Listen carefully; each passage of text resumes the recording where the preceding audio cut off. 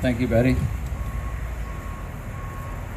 I remember coming to Clay County in 1989 while I was still on active duty in the Marine Corps, a gunnery sergeant, Marine liaison at Naval Air Station Jacksonville.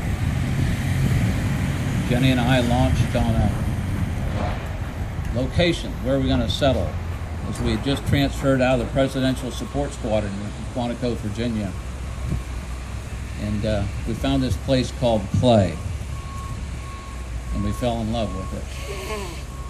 And as I visited with people, I often say there's three things to remember about Clay County. One, it's naturally beautiful. Two, it's agriculturally rich. And number three, it has an honorable military heritage. It's with that third point to focus on remembering, because that's what this is about. It's about remembering. I'll share with you a few of my early memories coming to Clay County. I remember having the kids register in school and Charles E. Bennett. But more memorable than that, I can tell you our children had the opportunity to meet and visit and talk with Representative Charles E. Bennett, a very dignified military service member and the current congressional member at that time. I think back and I remember about stories that I learned growing up about the losses. When I was young, they said it was a Spanish-American heritage.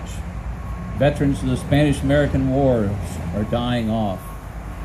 As I grew up around a time of VFWs, American Legions, and listening to the men and the women, they were talking about things that happened over there in World War I.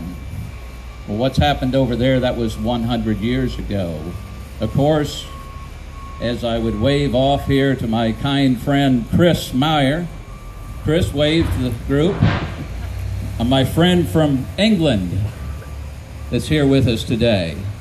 So we realize 100 years ago, we were preparing for World War I so that we could go over there, so as to not deal with it over here.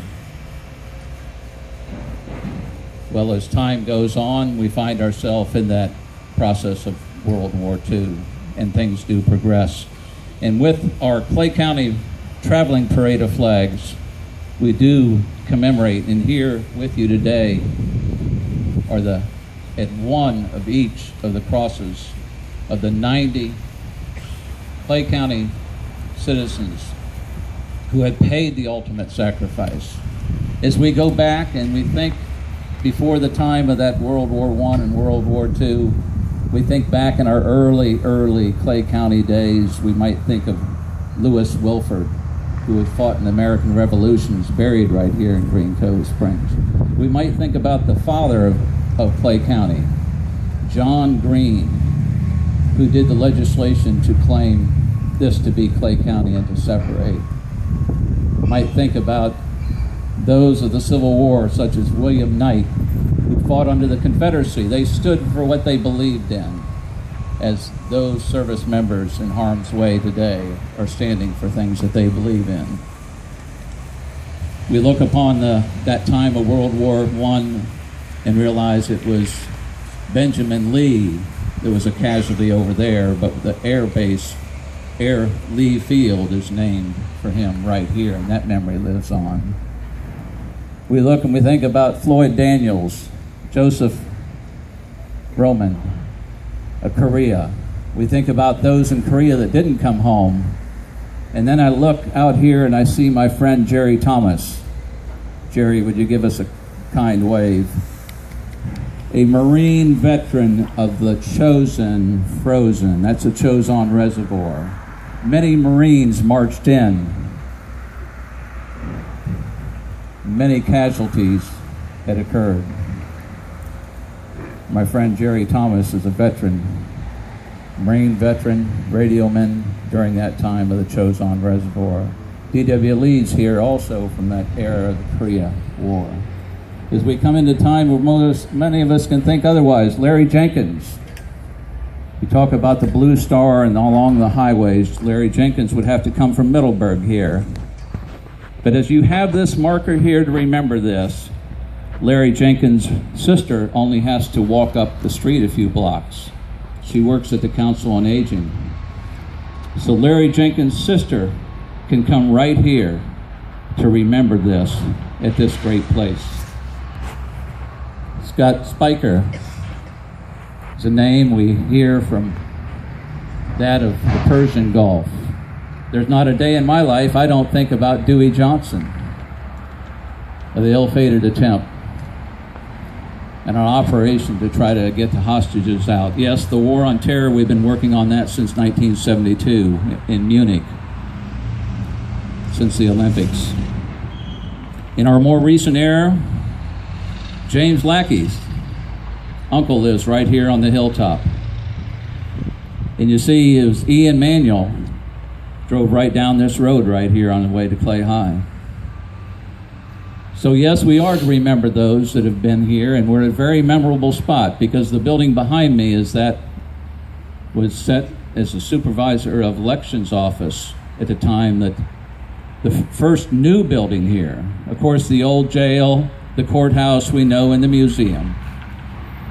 But there's something very special, completely out of sight from us right now, but still within walking distance. And I hope you'll take the time today, this week, or sometime soon to walk over and put your hand on the time capsule from 1976 to commemorate the 200-year anniversary of the Declaration of Independence for these United States. Yes, for over 100 years, this was the seat of county government. Everything that was happening with county government was seated right out of here up until the early 70s. It's often referred to now as the historical triangle, but I do honor and commemorate the Garden Club of Green Cove Springs because I saw it in print. They've claimed this to be the Veterans Triangle. It is the site of this flagstaff and the site where it says there's no greater honor than one person to lay down their lives for a friend. So as we go forth from this time with this marker and this memory, let's remember our first duty is to remember. Let's remember those that have served before, those that are serving now, those that are departed, and those that are the fallen warriors.